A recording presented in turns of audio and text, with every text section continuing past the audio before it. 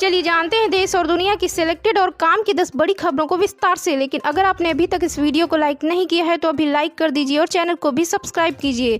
तो चलिए बढ़ते हैं अपनी पहली खबर की ओर। हूती विद्रोहियों की मदद का लगा आरोप तो भड़का ईरान। व्हाट्सएप हाउस के दावे पर दी तीखी प्रतिक्रिया। आपको बता दें दोस्तों कि लाल सागर में वाणिज्यिक जहाजों पर हूती विद्रोहियों के हमलों में शामिल होने के आरोपों पर ईरान ने प्रतिक्रिया दी है।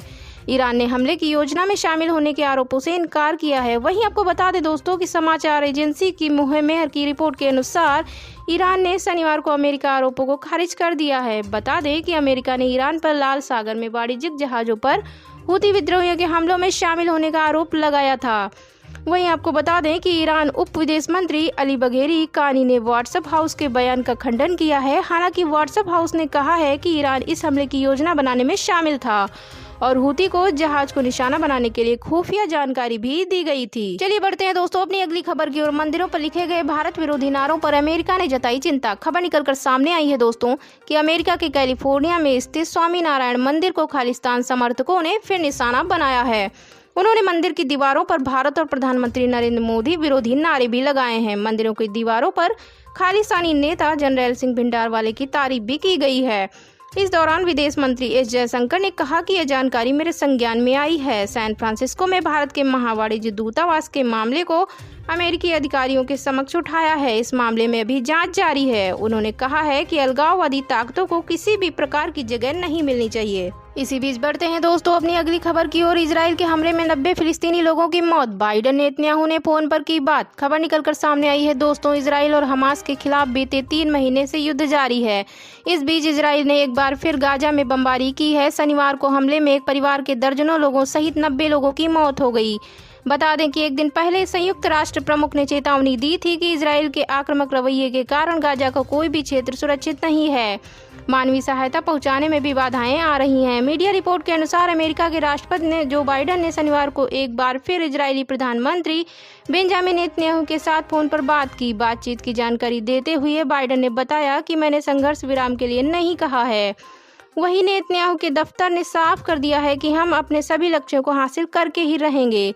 लक्ष्य हासिल होने तक युद्ध ऐसे ही जारी रहेगा। इसके अलावा आईडीएफ की माने तो उन्होंने पिछले सप्ताह हमास के करीब 200 आतंकियों को गिरफ्तार किया है। उनसे पूछताछ की जा रही है। युद्ध शुरू होने के बाद से अब तक करीब 700 आतंकियों को गिरफ्तार किया जा चुका है। चलिए बढ़ते हैं दोस्तों अपनी अगली खबर की ओर। साक्षी मलिक के समर्थन में आए पहलवान वीरेंद्र सिंह पद्मश्री लौटाने का किया ऐलान। आपको बता दें दोस्तों कि डेफलिम्पिक्स के स्वर्ण पदक विजेता वीरेंद्र सिंह यादव ने भारतीय कुश्ती महासंघ के चुनाव में ब्रजभूषण शरण सिंह के विश्वस्त संजय सिंह के अध्यक्ष बनने के विरोध में देश के शीर्ष पहलवानों के साथ एकजुटता दिखाते हुए सरकार को अपना पद्मश्री लौटाने का फैसला कर दिया है। गूंगा पहलवान के नाम से मशहूर वीरेंद्र ने ओलंपिक कांस्य पदक विजेता पहलवान साक्षी मलिक और बजरंग पुनिया का समर्थन करते हुए कहा है कि वह अपना सम्मान वापस लौटा देंगे। पद्मश्री सम्मान लौटाऊंगा। पूर्व WFI प्रमुख ब्रजभूषण के खिलाफ विरोध प्रदर्शन के प्रमुख चेहरों में शामिल साक्षी ने WFI चुनाव में संजय सिंह की जीत के तुरंत बाद खेल से संन्यास की घोषणा की थी, जबकि बजरंग ने शुक्रवार को अपना पद्मश्री लौटा दिया था। वीरेंद्र ने ट्विटर पर लिखा है कि मैं अपनी बहन और देश की बेटी के लिए पद्मश्री सम्मान लौटाऊंगा। माननीय प्रधानमंत्री नरेंद्र मोदी जी, मुझे आपकी बेटी और मेरी बहन साक्षी मलिक पर गर्व है। चलिए बढ़ते हैं दोस्तों अपनी अगली खबर की ओर। सरकार युवाओं को धार्मिक आधार पर बांट रही। हिजाब पर लगा प्रतिबंध हटाने पर बोली बीजेपी। खबर निकलकर सामने आई है दोस्तों कि भारतीय जनता पार्टी ने कक्षाओं में हिजाब पहनने पर लगाए प्रतिबंध को हटाने से मुख्यमंत्री सिद्धरमैया के फैसले पर कड़ी प्रतिक्रिया व्यक्त की और कहा है कि यह शिक्षण संस्थानों की धर्मनिरपेक्ष प्रकृति पर चिंता पैदा करता है।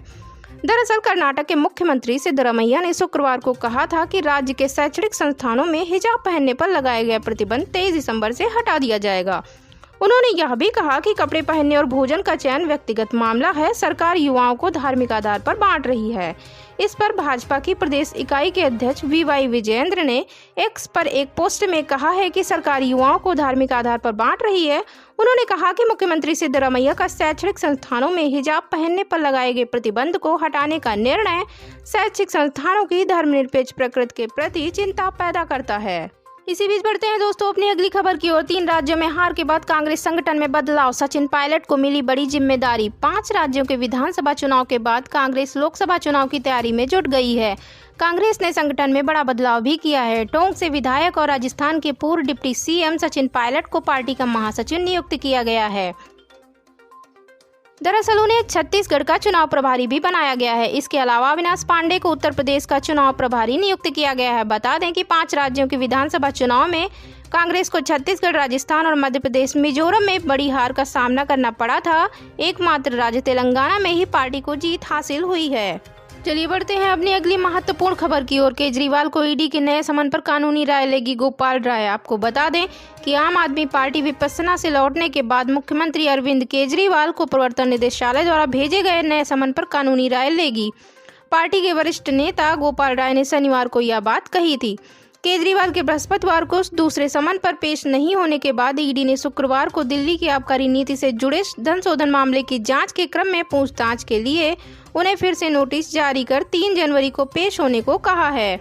पर्यावरण मंत्री राय ने एक संवाददाता सम्मेलन में इतर पीटीआई वीडियो से कहा है कि वर्तमान में मुख्यमंत्री विपश्यना कर रहे हैं। उन्होंने कहा उनसे कोई संपर्क नहीं है। उनके लौटने पर हम कानूनी राय लेंगे और फिर इस बारे में फैसला करेंगे। समन पर आपने शुक्रवार को एक बयान में कहा था कि यह देश भर में आपकी बढ़ती लोकप्रियता के चलते सिर्फ राजनीतिक प्रशोध है। चलिए बढ़ते हैं दोस्तों अपनी अगली खबर की ओर। साक्षी मलिक के समर्थन में आए पहलवान वीरेंद्र सिंह पद्मश्री लौटाने का किया ऐलान। आपको बता दें दोस्तों कि डेफलिम्पिक्स के स्वर्ण पदक विजेता वीरेंद्र सिंह यादव ने भारतीय कुश्ती महासंघ के चुनाव में ब्रजभूषण शरण सिंह के विश्वस्त संजय सिंह के अध्यक्ष बनने के विरोध में देश के शीर्ष पहलवानों के साथ एकजुटता दिखाते हुए सरकार को अपना पद्मश्री लौटाने का फैसला कर दिया है। गूंगा पहलवान के नाम से मशहूर वीरेंद्र ने ओलंपिक कांस्य पदक विजेता पहलवान साक्षी मलिक और बजरंग पुनिया का समर्थन करते हुए कहा है कि वह अपना सम्मान वापस लौटा देंगे।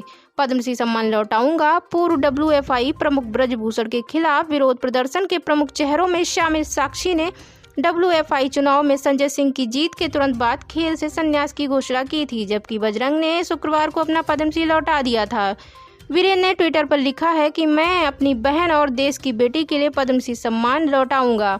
माननीय प्रधानमंत्री नरेंद्र मोदी जी, मुझे आपकी बेटी और मेरी बहन साक्षी मलिक पर गर्व है। चलिए बढ़ते हैं दोस्तों अपनी अगली खबर की ओर। सरकार युवाओं को धार्मिक आधार पर बांट रही, हिजाब पर लगा प्रतिबंध हटाने पर बोली बीजेपी। खबर निकलकर सामने आई है दोस्तों कि भारतीय जनता पार्टी ने कक्षाओं में हिजाब पहनने पर लगाए प्रतिबंध को हटाने से मुख्यमंत्री सिद्धरमैया के फैसले पर कड़ी प्रतिक्रिया व्यक्त की और कहा है कि यह शिक्षण संस्थानों की धर्मनिरपेक्ष प्रकृति के प्रति चिंता पैदा करता है। दरअसल कर्नाटक के मुख्यमंत्री सिद्धरमैया ने शुक्रवार को कहा था कि राज्य के शैक्षणिक संस्थानों में हिजाब पहनने पर लगाए गए प्रतिबंध 23 दिसंबर से हटा दिया जाएगा। उन्होंने यह भी कहा कि कपड़े पहनने और भोजन का चयन व्यक्तिगत मामला है। सरकार युवाओं को धार्मिक आधार पर बांट रही है। इस पर भाजपा की प्रदेश इकाई के अध्यक्ष VY विजयेंद्र ने एक्स पर एक पोस्ट में कहा है कि सरकार युवाओं को धार्मिक आधार पर बांट रही है। उन्होंने कहा कि मुख्यमंत्री सिद्धरमैया का शैक्षणिक संस्थानों में हिजाब पहनने पर लगाए गए प्रतिबंध को हटाने का निर्णय शैक्षिक संस्थानों की धर्मनिरपेक्ष प्रकृति के प्रति चिंता पैदा करता है। इसी बीच बढ़ते हैं दोस्तों अपनी अगली खबर की ओर। 3 राज्यों में हार के बाद कांग्रेस संगठन में बदलाव, सचिन पायलट को मिली बड़ी जिम्मेदारी। 5 राज्यों के विधानसभा चुनाव के बाद कांग्रेस लोकसभा चुनाव की तैयारी में जुट गई है। कांग्रेस ने संगठन में बड़ा बदलाव भी किया है। टोंक से विधायक और राजस्थान के पूर्व डिप्टी सीएम सचिन पायलट को पार्टी का महासचिव नियुक्त किया गया है। दरअसल उन्हें छत्तीसगढ़ का चुनाव प्रभारी भी बनाया गया है। इसके अलावा अविनाश पांडे को उत्तर प्रदेश का चुनाव प्रभारी नियुक्त किया गया है। बता दें कि 5 राज्यों के विधानसभा चुनाव में कांग्रेस को छत्तीसगढ़, राजस्थान और मध्य प्रदेश, मिजोरम में बड़ी हार का सामना करना पड़ा था। एकमात्र राज्य तेलंगाना में ही पार्टी को जीत हासिल हुई है। चलिए बढ़ते हैं अपनी अगली महत्वपूर्ण खबर की ओर। केजरीवाल को ईडी के नए समन पर कानूनी राय लेगी गोपाल राय। आपको बता दें कि आम आदमी पार्टी विपश्यना से लौटने के बाद मुख्यमंत्री अरविंद केजरीवाल को प्रवर्तन निदेशालय द्वारा भेजे गए नए समन पर कानूनी राय लेगी। पार्टी के वरिष्ठ नेता गोपाल राय ने शनिवार को यह बात कही थी। केजरीवाल के बृहस्पतिवार को दूसरे समन पर पेश नहीं होने के बाद ईडी ने शुक्रवार को दिल्ली की आबकारी नीति से जुड़े धन शोधन मामले की जांच के क्रम में पूछताछ के लिए उन्हें फिर से नोटिस जारी कर 3 जनवरी को पेश होने को कहा है। पर्यावरण मंत्री राय ने एक संवाददाता सम्मेलन में इतर पीटीआई वीडियो से कहा है कि वर्तमान में मुख्यमंत्री विपश्यना कर रहे हैं। उन्होंने कहा उनसे कोई संपर्क नहीं है। उनके लौटने पर हम कानूनी राय लेंगे और फिर इस बारे में फैसला करेंगे। समन पर आपने शुक्रवार को एक बयान में कहा था कि यह देश भर में आपकी बढ़ती लोकप्रियता के चलते सिर्फ राजनीतिक प्रशोध है। हम कानूनी राय लेंगे और फिर इस बारे में फैसला करेंगे। समन पराप ने शुक्रवार को एक बयान में कहा था कि यह देश भर में आपकी बढ़ती लोकप्रियता के चलते सिर्फ राजनीतिक प्रतिशोध है।